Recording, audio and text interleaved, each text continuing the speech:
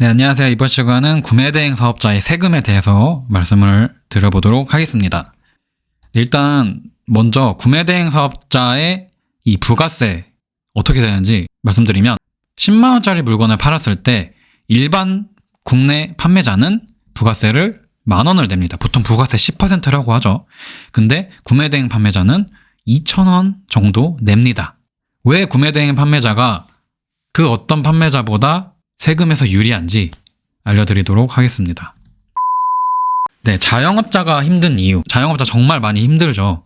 왜냐하면 남는 게 없어요. 그러니까 물건을 팔아도 남는 게 없어요. 왜냐하면 이게 처음에 사업을 할 때는 이거를 인지를 잘 못하는데 막상 해보면 이런 수수료나 세금 같은 게 정말 큽니다. 그러니까 내가 그냥 물건을 10,000원에 떼와서 20,000원에 팔면 10,000원이 남는 것 같지만 사실 수수료나 이런 부가적인 것들 나가는 게 너무 많아요.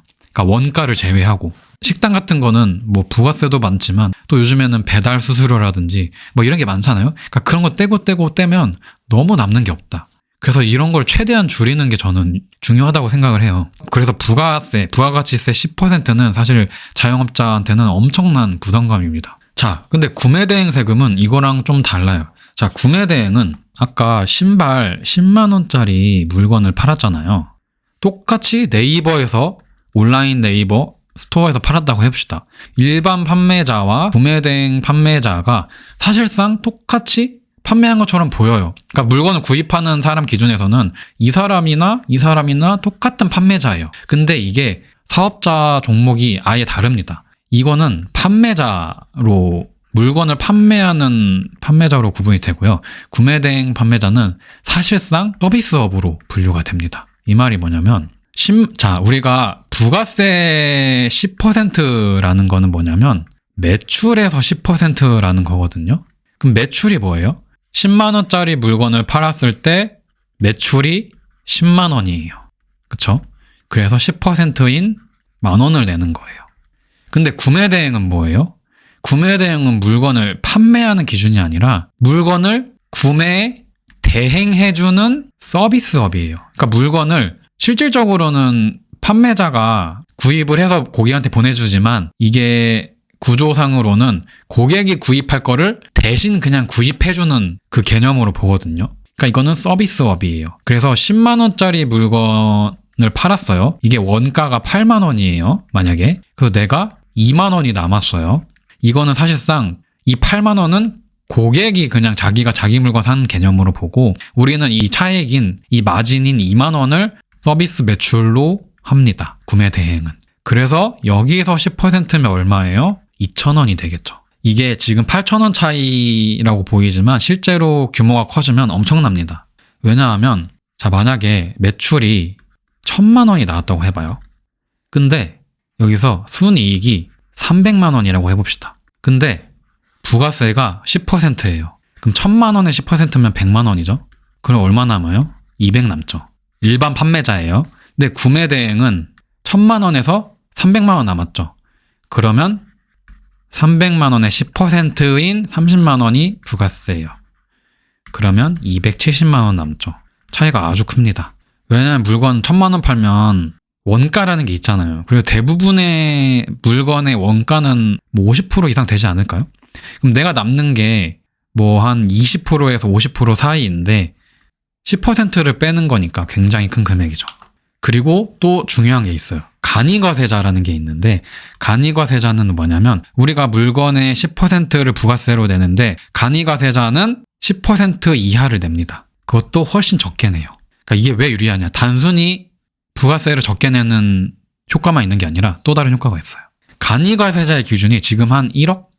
연 매출 1억 정도로 알고 있어요. 까지는 간이과세자고 1억이 넘어가면은 일반 과세자로 전환이 돼요. 일반 과세자가 부가세 10%를 내는 거예요.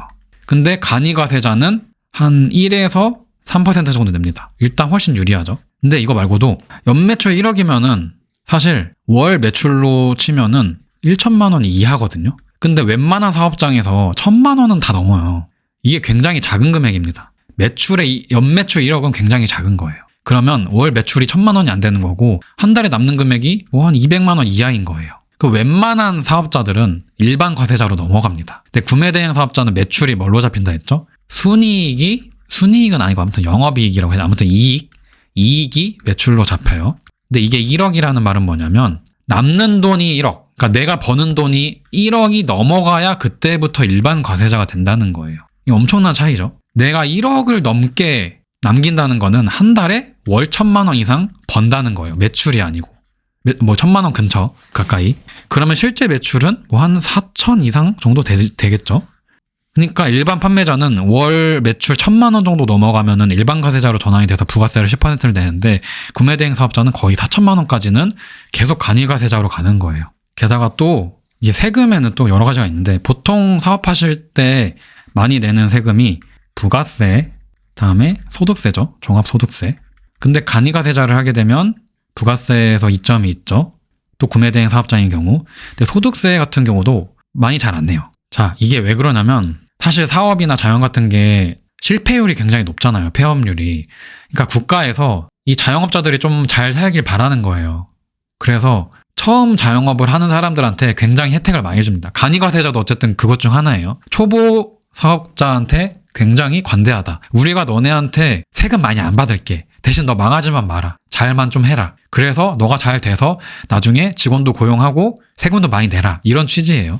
그래서 지금 이게 전부는 아닌데 이게 뭐 여러 가지 기준이 있어요. 34세, 만 34세 미만이면서 비과밀구역, 약간 지방 이런 경우에는 소득세를 100% 면제를 해줍니다. 과밀구역, 뭐 서울 같은 경우 이런 경우는 50%, 34세가 넘어가면 50% 비과밀, 여긴 없어요. 그러니까 지방도 아니고 뭐 서울과 경기도 일부예요. 그래서 비과밀 구역에서 하는 34세 이하는 자기가 번 소득세, 사업으로 번 소득세, 종합소득세를 100% 면제받아요. 언제까지? 창업 후 5년까지. 엄청난 혜택이죠. 그리고 과밀 구역인데 34세 이상이면은 0%이긴 합니다. 그래서 비과밀로 하는 게 좋겠죠. 이것도 보통 청년들이 창업을 잘 안 하잖아요. 그래서 이것도 어린 분들, 청년분들에게 창업을 좀 해라. 왜냐면 우리나라가 창업을 잘 안 하잖아요. 막 미국이나 이런 선진국에 비해서. 그래서 혜택을 주는 겁니다. 그래서 부가세나 소득세까지 하면은 사실상 세금적인 혜택이 굉장히 유리하죠. 자, 그럼 우리가 쉽게 비교를 하기 위해서 세금을 얼마 내는지 비교를 해볼게요. 연봉 1억. 그러니까 1년에 내가 1억을 벌었다. 세전으로. 그랬을 때 직장인, 일반 판매자, 구매대행 판매자가 얼마의 세금을 내는지 볼게요. 직장인 같은 경우는 한 2,200만 원 정도 내는 것 같아요.